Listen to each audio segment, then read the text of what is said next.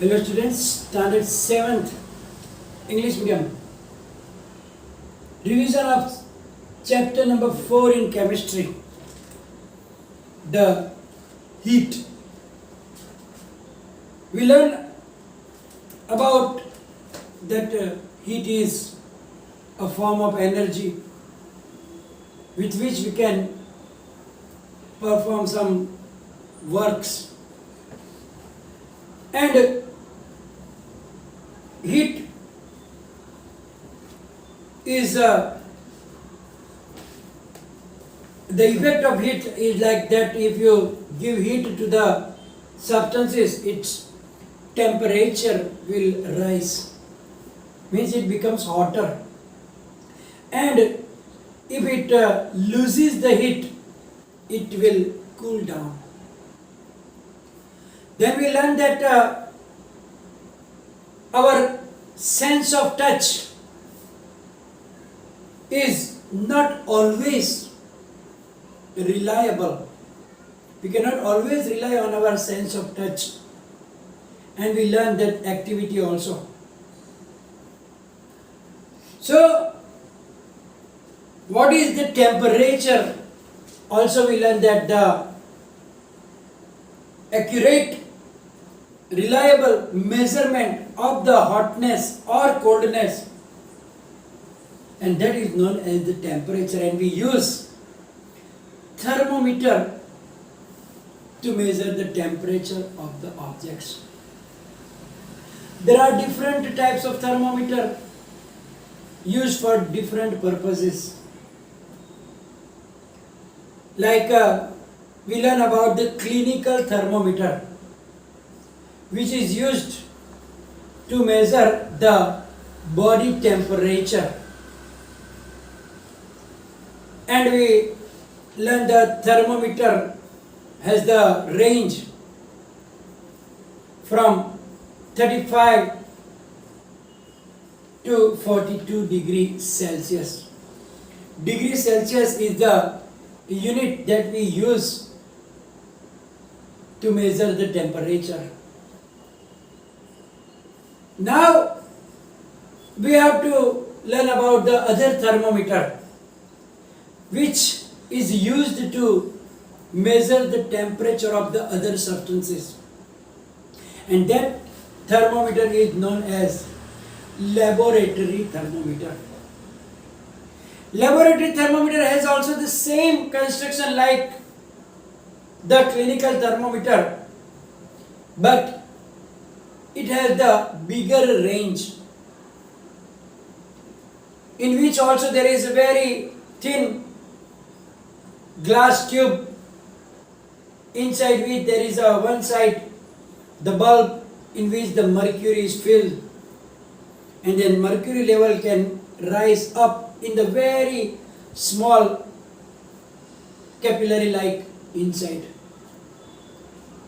And here also the Celsius is used, degree Celsius is the using, and the range of this is minus 10 degrees Celsius to 110 degrees Celsius.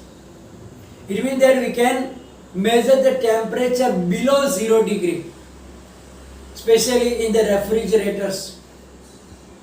When in the freezer, in the ice box, the temperature will be below 0 degree Celsius. So we can use this laboratory thermometer from minus 10 degrees Celsius to 110 degrees Celsius. It means that we can use this to measure the temperature of boiling water. Now, the clinical the laboratory thermometer, when we use, we have to keep some precautions also. Because when we use that, if you don't keep these precautions, then maybe you will get the wrong measurement of the temperature. because it is little different than the clinical thermometer. When we use the laboratory thermometer, first thing we have to remember is that we should put it upright, not tilted. Means exact vertically, in which the temperature is to be measured. Second thing we have to remember is that the bulb which is filled with mercury must be surrounded from all the sides by those substances whose temperature is to be measured. Second thing is that bulb should be surrounded from all sides by the substance of which the temperature is to be measured. It means that if we are using this to find the temperature of ice, then the bulb should be surrounded from all sides. Any side it should not be open. It should be exactly covered from all the sides by that substances. Third thing, it is also very important that the bulb should not touch any surfaces of the container. It will also can give you wrong measurement, and maybe if it will stuck with it hardly, then it can break also. So it is very important that the bulb should not touch any surface, the bottom surface or the side surface also. So it should be kept little up from the bottom and away from the side surfaces also. So it is very important that. Second thing we have to remember that the temperature we have to read when that thermometer is still in the contact with the substance. We cannot take out the thermometer and then read. And we also cannot use it to measure the body temperature. Can you explain me why? Let me explain you. In the clinical thermometer we saw that there is a clink down the 35 degrees Celsius. What is the use of that clink? Clink prevent the mercury level to rise automatically itself. And therefore, when we take out the thermometer from the mouth, and then you can read it by taking it in your hand. Mercury level will not go down until you make 2-3 jerks. But here in the laboratory thermometer, there is no clink is supplied. Here you can see that in the clinical thermometer, here there is a clink,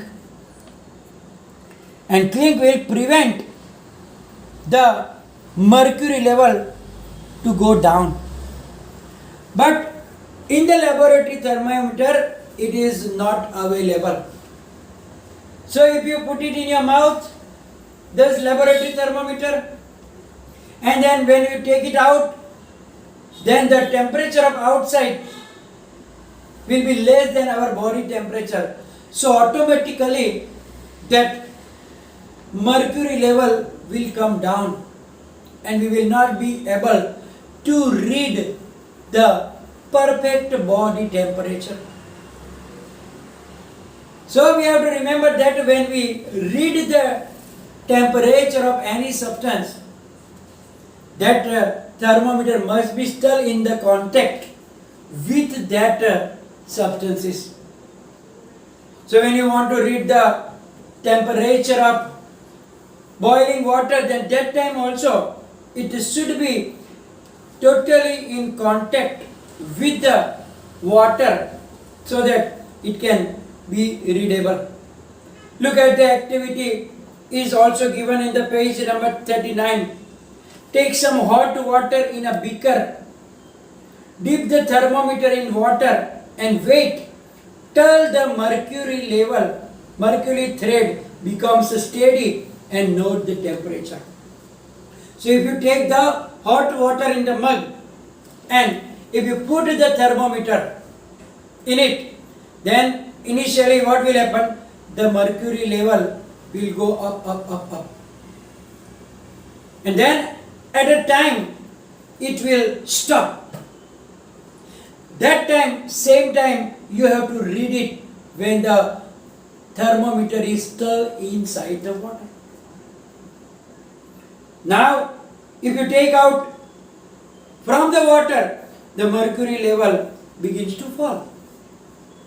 It means that, as I told you, we have to read that temperature when the thermometer is inside the water. That is to remember. As I told you, because there is no clink is given in the laboratory thermometer. There are some other types of thermometers are also used nowadays. The one is used is the maximum minimum temperature. Maximum minimum thermometer, which is used for the, you know that every day we see in our mobiles or on the television, the maximum temperature and minimum temperature of the different cities are given. For that, a special type of thermometer is used, which is known as the maximum minimum thermometer, which is shown in this figure. You can see that. Here it is minimum temperature showing, here it is maximum temperature. It is a special type of temperature thermometer which can be used by the government to study the temperature during the day, maximum temperature and the minimum temperature. So weather department will be using that type of thermometer. Now the other thing in the laboratory thermometer or the clinical thermometer. Generally in place of clinical thermometer nowadays the digital thermometers are used. There is a dangerous thing by using that mercury thermometer is that if the thermometer is broken and mercury goes in our mouth, then it is very, very dangerous because it is poisonous. So nowadays they are using the digital thermometer. It looks like that it is using the mercury, but it is not using the mercury, and therefore it is very safe for us, which is shown in this figure here. That is your digital thermometer. I hope everybody is familiar with it. Everybody's home will have this type of thermometer to measure the body temperature when we are sick, when we are having fever. We will use that. Generally this clinical thermometer, which is digital clinical thermometer, also used. So that we have to remember all these things when we use different type of thermometers. Now the other thing we have to remember is that to learn is the transfer of heat. Transfer of heat means generally what happens, the heat flows from hotter object to the colder object. Generally the heat will flow from hotter objects toward the cooler or the cold objects, and that phenomena is known as a transfer of heat. So transfer of heat can take place only from hotter object to colder object. but it cannot flow from colder object to hotter object.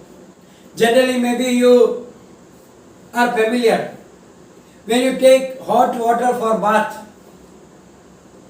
if it is too hot, what will you do? If it is burning and you can't tolerate that, what will you do? Obviously, you will add some cold water in it. Then, what will happen? Generally, we say that it cooled down. But actually, what happens? The hot water will give that heat to the colder water, and colder water will become hot. So that is the transfer of heat is taking place.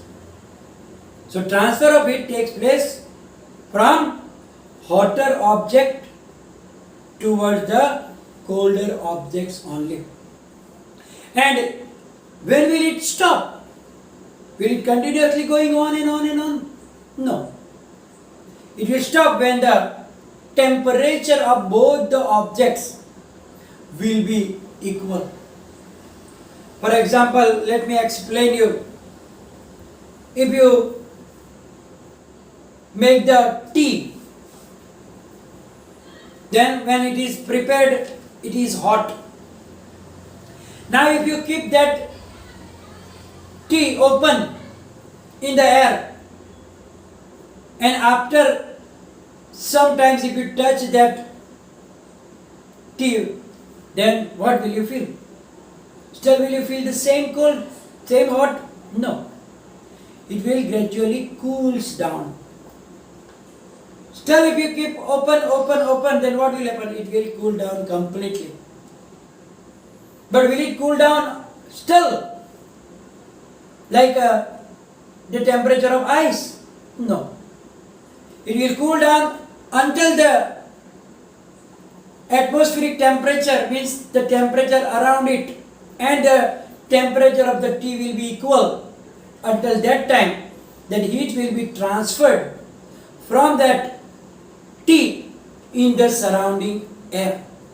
And when the temperature of both of them, means the temperature of tea and the surrounding temperature will be equal, then the transfer of heat will stop. Then no more transfer of heat will take place. So that is the thing we have to remember. And there are mainly three methods for transfer of heat. That are the conduction, convection and radiation. These are the three main methods, or the, you can say, the phenomena by which the heat transfer is possible. And about them we will learn in the next video. We will learn the conduction, how the convection and the radiation will take place. So here we are going to finish today's session. It will be followed by the PDF file, and any confusion write down in the comment section. Thank you very much.